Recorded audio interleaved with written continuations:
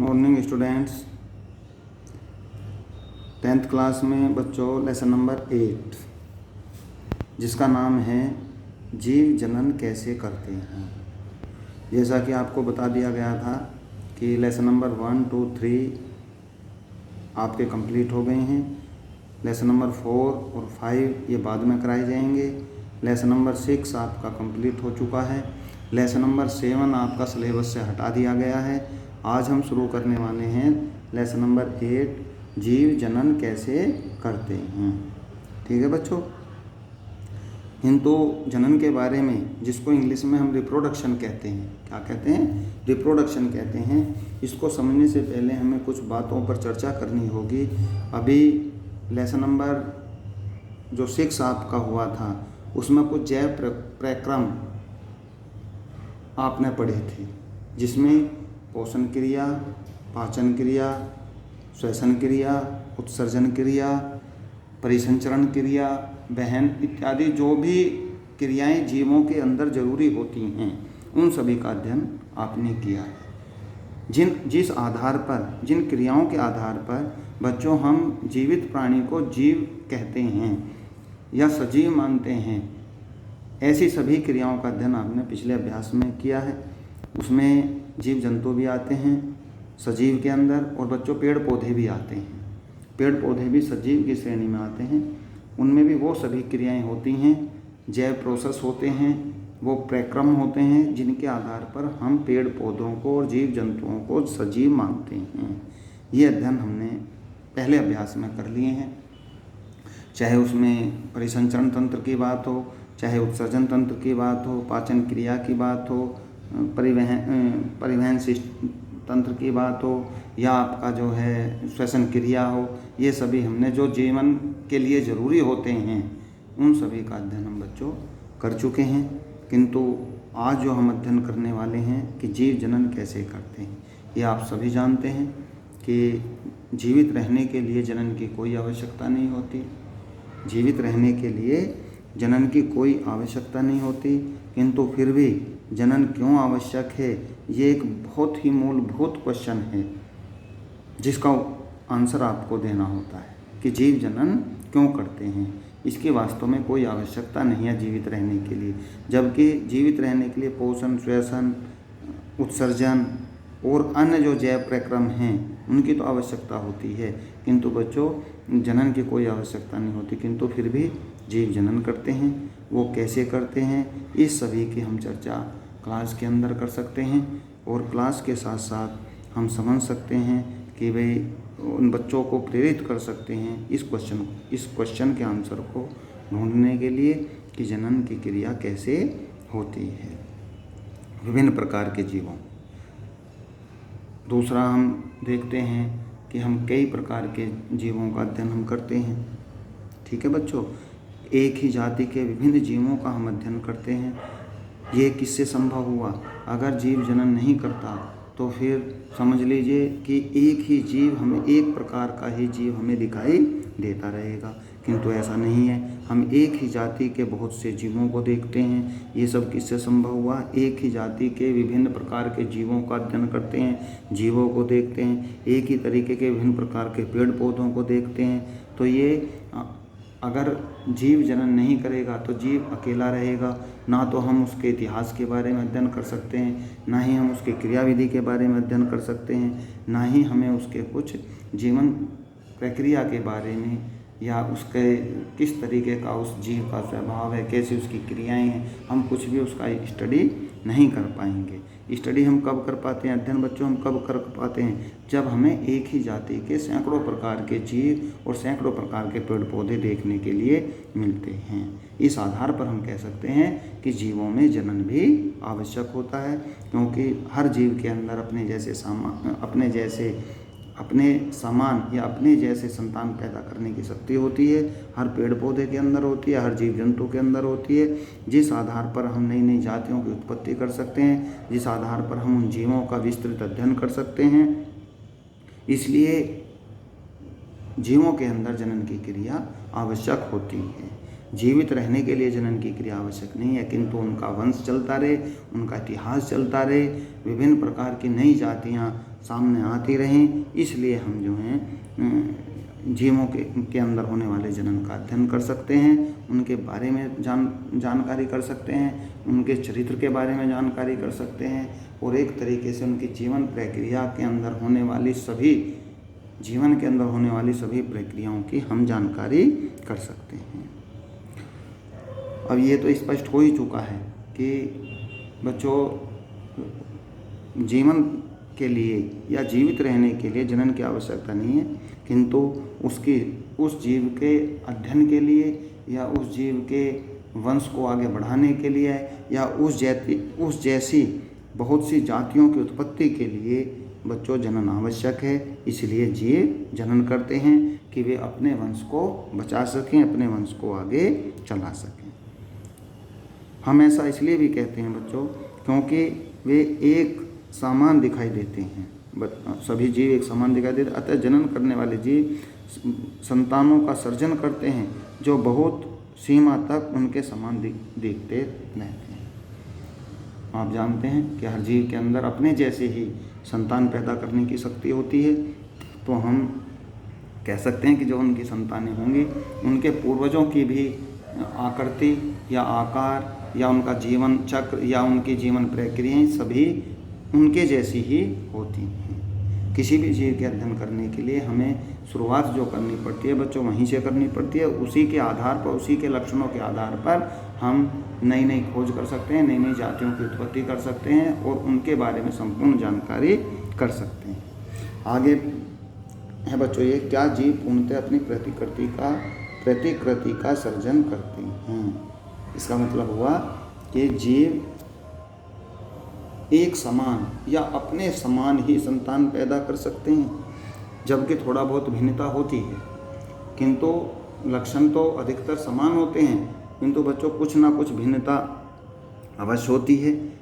इसके बारे में इसमें अध्ययन कर सकते हैं। विभिन्न जीवों के अभिकल्प आकार आकृति समान होने के कारण ही वे सदृश प्रतीत होते हैं। क्योंकि उनके आकार और आकृति समान होती है इसलिए वो एक जैसे दिखाई देते हैं। शरीर का विकल्प समान होने के लिए, शरीर का आकार समान होने के लिए ब्लूप्रिंट भी समान होना चाहिए।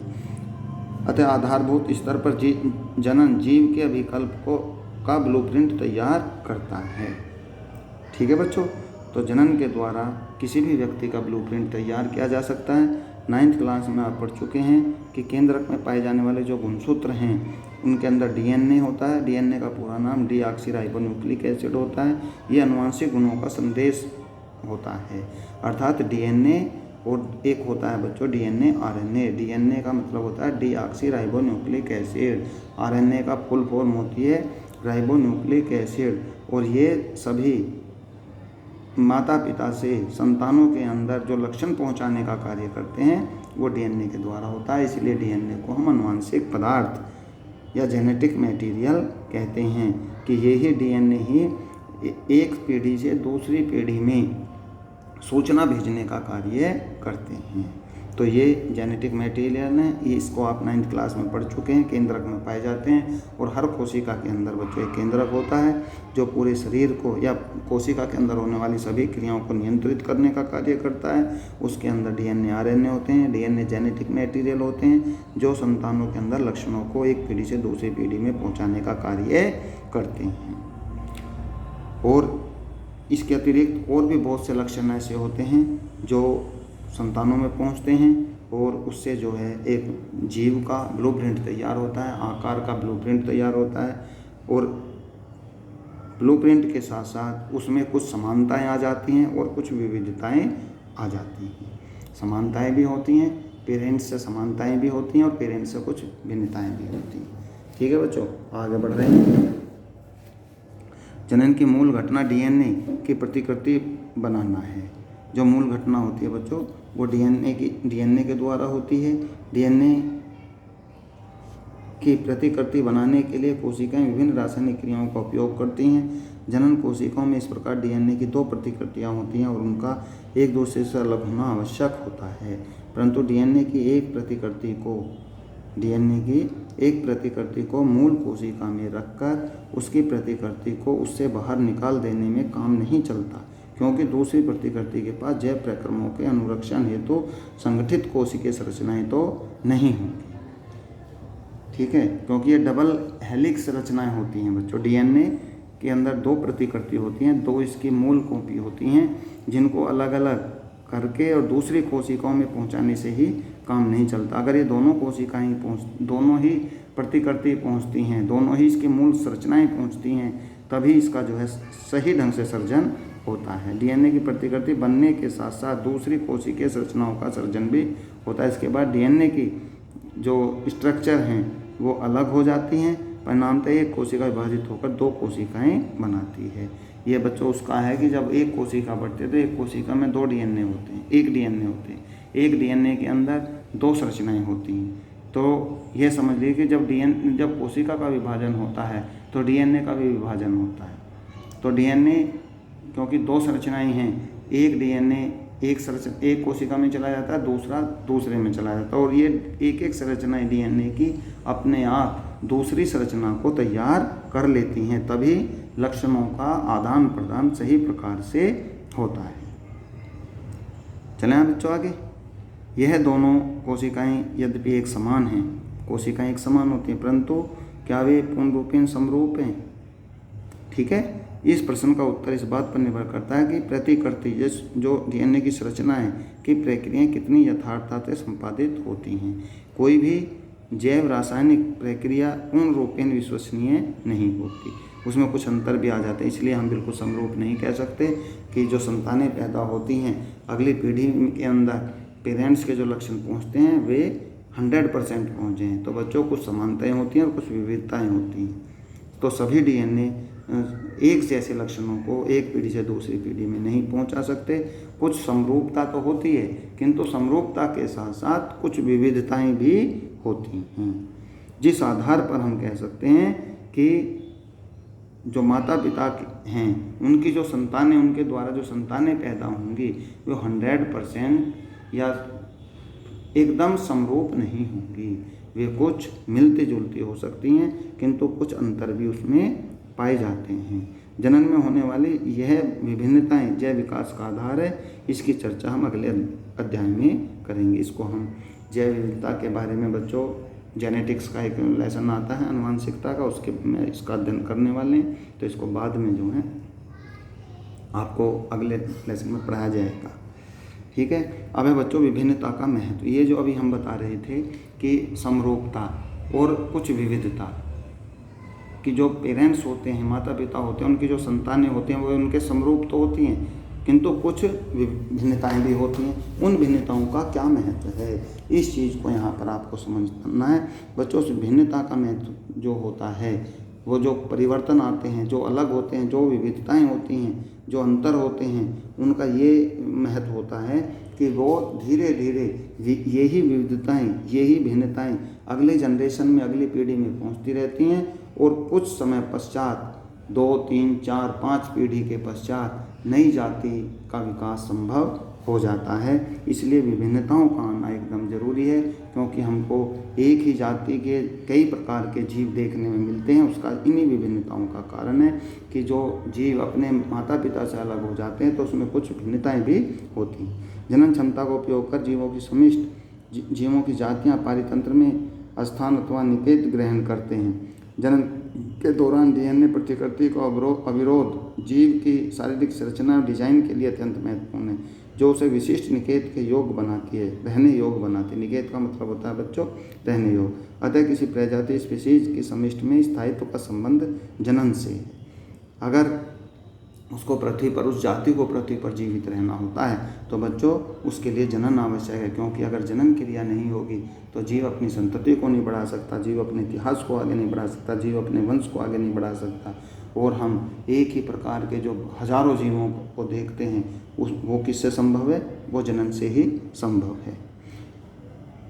परंतु निषेध में अनेक परिवर्तन आ सकते हैं जो जीवों के नियंत्रण से बाहर हैं। पृथ्वी का ताप कम या अधिक हो सकता है, जल स्तर में परिवर्तन तथा किसी उल्का पिंड का टकराना इसके कुछ उदाहरण हैं। इसमें ये बताया गया है कि बच्चों अगर वायुमंडल के अंदर या पृथ्वी के ऊपर कुछ परिवर्तन आते हैं तो उन परिवर्तनों से लड़ने की पावर भी उन जीवों के अंदर होनी चाहिए।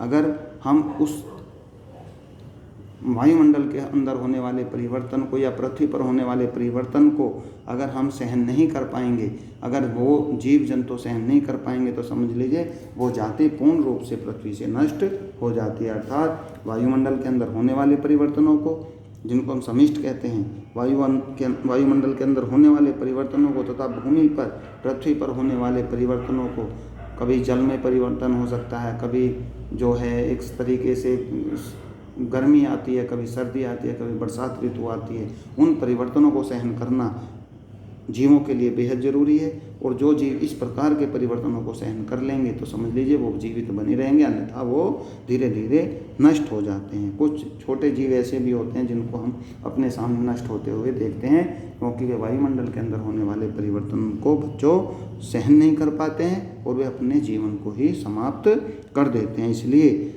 पृथ्वी पर बने रहने के लिए विविध भिन्नताएं जरूरी हैं और इन्हीं भिन्नताओं, यही भिन्नता जीवों को शक्ति देती हैं कि वो अपने आप को वातावरण के अनुसार या पृथ्वी पर होने वाले परिवर्तनों के अनुसार ढाल लें या उनको सहन करने की शक्ति उन जीवों के अंदर आ जाए। अतः भिन्नताएं स्पीशीज की उत्तरजीविता बनाए रखने में उपयोगी होती हैं। अर्थात वो जीव जीवित बने रहते हैं जिनमें इस प्रकार की भिन्नताएं आ जाती हैं। तो भिन्नता जीवों के शरीर में या विभिन्नताएं या ये जो विविधताएं हैं ये जीवों के शरीर में होना बेहद ज़रूरी हैं। अगर माता पिता से पैदा होने वाली संतानें समरूप रहेंगी तो समझ लीजिए वो उसी प्रकार के मौसम को, उसी प्रकार के वातावरण को, उसी प्रकार के वायुमंडल में होने वाले परिवर्तनों को सहन कर पाएंगी। और अगर उससे अलग कोई परिवर्तन होता है तो उसको सहन नहीं कर पाएंगी। इसलिए जीवों के अंदर अपनी पावर बढ़ाने के लिए, अपनी शक्ति बढ़ाने के लिए विभिन्नताएं जरूरी होती हैं, तभी वो पृथ्वी पर जीवित रह सकती हैं।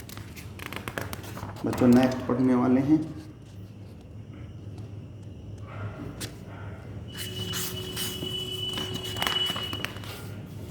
ये पॉइंट आपका यहाँ कंप्लीट हो चुका है। नेक्स्ट वीडियो में हम शुरू करने वाले हैं एकल जीवों में प्रजनन की विधि। ठीक है बच्चों, एकल जीवों में प्रजनन की विधि। और सभी बच्चे वीडियो देखते रहें, बुक्स के साथ साथ वीडियो आप खोलें। अगर बुक्स के साथ आप वीडियो खोलेंगे तो मैं समझता हूँ कि आप ठीक ढंग से जो है स्टडी कर रहे हैं। और अगर नहीं वीडियो को खोल पाएंगे तो समझ लीजिए ना तो आपको वीडियो में समझ में आएगा, और अगर बुक में देखेंगे तो वीडियो को समझना बुक ज़रूरी है। इसलिए आप बुक्स को साथ खोलें, साथ पढ़ें, तभी वीडियो आपकी समझ में आ सकती है। फिर भी कोई प्रॉब्लम होती है तो आप स्कूल में संपर्क कर सकते हैं। Thank you.